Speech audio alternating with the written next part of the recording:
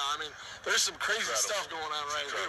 What do you think about this? You know what, Charlotte needs this. You know, like in LA, like everybody has it, no big deal. You come to Charlotte, people are like, man. Everybody's got that Matt Carroll part going on there looking. You don't want to look like this, man. You gotta have your style. I love it. Well, Jeremy, thanks a lot for joining us. Obviously, it's one of those crazy days. Media day are always fun. You get to sit down and talk to a bunch of people like us, like other members in the media. You get 100 different pictures taken. Yeah, it's a lot of fun. Yeah, I know all you guys love this. That's one thing I love about having Matt. We're just hoping to get through it and get out of here as fast as possible, just so you know. So now we're going to actually let Jeremy speak. Yeah, sorry. Sorry, we just tend to go off a little bit. So, Jeremy, welcome to the Charlotte Hornets. How are things going? I appreciate it. They're going well, and it's been a blast with you guys. Obviously, you know, I didn't even have to talk the first minute. You guys just cracking jokes. That doesn't happen very often, so I'm loving it. This is awesome. This isn't your typical media day. Right here. Yeah. See, he's going to enjoy being on the Matt and Matt show as we progress throughout the season. I like it. Yeah. But seriously, going on with the Charlotte Hornets, we know we followed you on all of your social media accounts. We know how excited you are to be a part of this team, how pumped up you are. Just talk to us about how this media day feels like. This is really the kickoff. Training camp starts tomorrow. Things are getting going. This season is here. Yeah, I think, you know, as we're going through media day, it's just, you know, setting in. Obviously, for us, we didn't make the playoffs last year, so the off-season is just, you know, that much longer, and you're kind of itching to get back into it, and then media day is like a nice reminder, like everything starts tomorrow. For you, you've mentioned that Charlotte was kind of a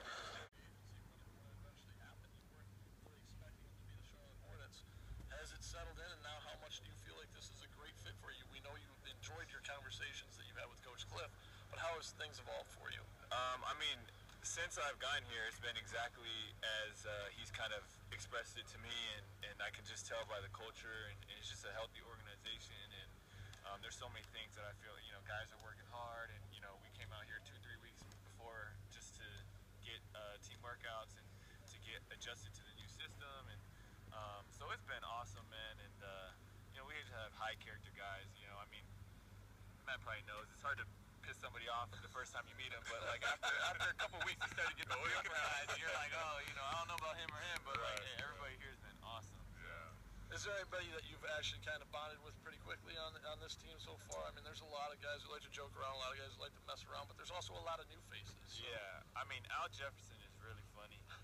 He is. Video that we shot, and that was just a lot of fun for us. It was just like, you know, we got to get away from the court and just kind of do something fun together. And then, you know, me and Spencer Hawes were talking the other day, and both of our movers are, you know, extremely delayed. So we both have literally zero furniture, no TV, no bed, nothing, and we no internet. So we went to eat, and we, you know, we just end up at like Best Buy, like messing around looking. You know, I think Coach Cliff has something to do with it. He wants you in the gym, the entire training camp. Right. Go home, We got to talk to a sponsor out here. Yeah, We got a sponsor guy. We got to get was- some McAllister's or something for you and Spencer to get some That's a lunch, good some sales dinner, pitch. I like that. something like that. We don't name stuff. I mean, that would be pretty crazy if that's what's going to end up happening. Yeah. So, Jeremy, let's talk about the social media stuff. Now, I think Hollywood could be in your future. Maybe we just talked about how long you're going to play. So you say you retire maybe 38, 39, maybe 40, right? Now it's longer than when you started. But how did you get into the whole social media? I mean, your followers, your videos are hilarious. I mean, just tell us about that.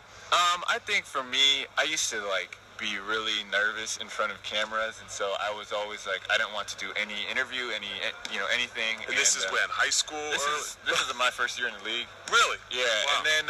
And then I, you know, my buddy had been pushing me the whole time, like, get a YouTube channel. YouTube's the future. And at that time, like, nothing was really going on that much on YouTube. It was just growing. And so I ended up doing it, and he, you know, he was the one filming, and I just, like, that's when it clicked for me. It was like, hey, when my friends are behind the camera, like, I'm so much more natural, or like, so we just kind of ran with it, and then, you know, other NBA guys, you know, you get them in on the videos, and I think for us it just shows how, you know, the personality is a little bit better in terms of, you know, having unfiltered content. It's like it's not going through a publication or an endorsement company. It's just hey, we write whatever we want to write and we film whatever we want to film, and then we just give it to the fans. Well, I mean, even the personal trainer. I don't know if you've seen his personal trainer one yet, Matt. I mean, that was phenomenal. Do you enjoy? Which ones have you enjoyed doing the most? And what can we expect right now? Aaron Gradwell is ready to do something with you. I'm ready to do something with you. We're ready to rock things on Hornets.com and on our. I mean, can we do something like that with you coming up? We got to do something else. Yeah, this might be the most party pooper response, but during the season I make no comedic. Oh man, here we go. But I think for me, but now that you mention it, I'll think of something. I mean, I think for me it's like maybe one. Maybe one. During the summer, All-Star break. It's so fun, and actually the one that we just did about how to fit into the NBA.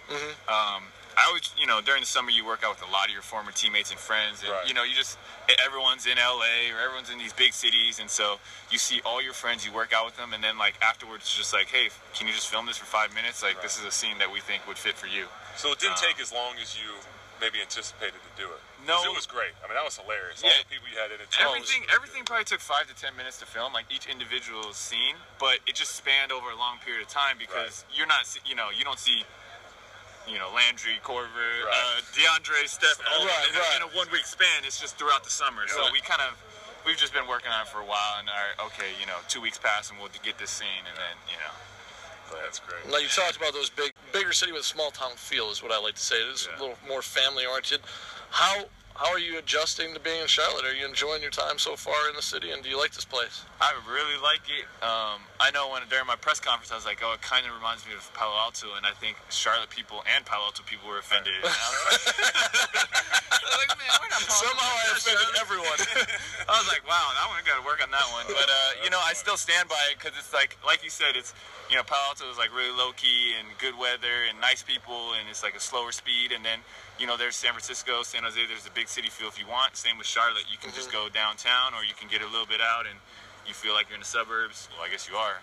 But it's all part of Charlotte, and so I really like it. All right, we're going to take a couple questions off social media. So we're taking some stuff off Twitter. The first one is from @IYoju. And his question is, Jalen7, do you see a postseason run for the Hornets? They're like putting the man on the spot with the first question. Who's vetting these questions? Wait, that was me. I think for us, actually this is something that we've talked about, and I guess this goes back to culture in terms of, coaches made it very clear from day one. It's, we're focused on tomorrow, and all about this whole training camp is all about the season opener. And he was like, it's great to talk about long-term goals, but honestly, like the most important thing right now is we're focused on today. As a player, I'm sure you understand. You've probably been on teams with great paper rosters that don't materialize, and then the opposite. And so for us, it's we're not going to try to tell ourselves only the playoffs or just get to the playoffs or a deep run. We're just going to be focused on being as good as we can be right now. When we mentioned the players on the roster, and where we've kind of revamped these rosters. One thing that every guy who comes in here talks about with Coach Cliff is how he really allows them just to play their game. He doesn't expect them to fit into something that's not comfortable. Have you found that to be the case when you're just talking with them and going through the offseason? Yeah, I mean, I think for me, I had a conversation with him last week, and he was just kind of telling me, how would you like to be used? And I know that, seems like, that's not a big deal, but I've never had a coach initiate a conversation, come up to me and say, a head coach say, how do you want to be used? And to hear my thoughts. And, just something like that, which seems so small, but is so important at the same time, because, now you have that, open communication, and he's a very honest guy. And you can go up to him and literally tell him anything you want. Like, I could be like, hey, coach, I hate your pants there. And he'd be like, I agree. I appreciate it, I'll work on it. Or he'll be like, screw you, I don't agree with you. That's one of the two. All right, so another quick question from you. Lisa Angel Angeli asks, will you be bringing the swag on the team, the headband, the hairstyle, the handshake? What's going on? Everything. I don't know. It's a lot of pressure, I think it's just one of those things you can't force it. It's just gotta happen. Like, I didn't even know. I wasn't sure about this headband until like a couple days ago, and then I was like, you know what? I'm going with it for the season. So a lot of it has to happen on the spot. There you go. @Zaber, he's just answered your question, because that was the next question. Are you going to wear the headband on the court this whole season? That's I- rocking it. I think I am, and I actually think I have to because if I don't, my hair is so long that it will actually like touch my eyes. That makes sense. It's a safety. It's a comfort issue. It's a safety and comfort issue because with the way that is, if one of those hits you in the eye, things are gonna be tragic. It's gonna be So when messy. you're driving to the hoop. So, did you get a chance to use the Twitter mirror that Aaron Gradwell is walking around with? I did not. Okay, she's got a fun new toy. Look at this thing. We're gonna bring Erin up. She can show you. Snow White? What is this? Jeez. She's got a new toy. She's loving it. All right. Oh. It's a little too soon. Okay. All right. So you're going to hold this up. It's going to take 4 pictures. 4 pictures. Four You guys want to get in on it? Sure. Yeah, we'll get in. This is him being interviewed. So I just touch it to. This is Yep. great And it'll do television. 4 in a right row, or it'll. Yep, it'll give you a timer. All right. We gotta do different expressions every time. now. All right.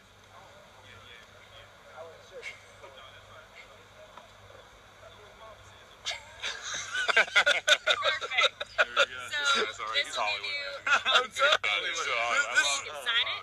Sign it. Sign it anywhere. You pick the color. All right. What is this, man? This is like a. Twitter It's a new. mirror. It's I never heard Twitter of it. sent it to us. They're Wow. letting NBA teams Really? kind of All right. mess with it for the season this year. It's kind of a new thing. That's pretty. so. That's pretty And awesome. momentarily, it should go up on our Twitter page. That was perfect. So make sure you follow us on @Hornets. Check out the new pictures of Jeremy Lin, Matt Carroll, myself. We're gonna let this guy roll on another host with us. He's This got furniture to go lay on a hill. He's got to get out of here. He's so camera shy though, you know. All right, thanks a lot for stopping by, man. You can Thanks, roll Charlie. on Great out. seeing you, man. Yeah, you too. All right, so that was Jeremy Lin, obviously real shy fella.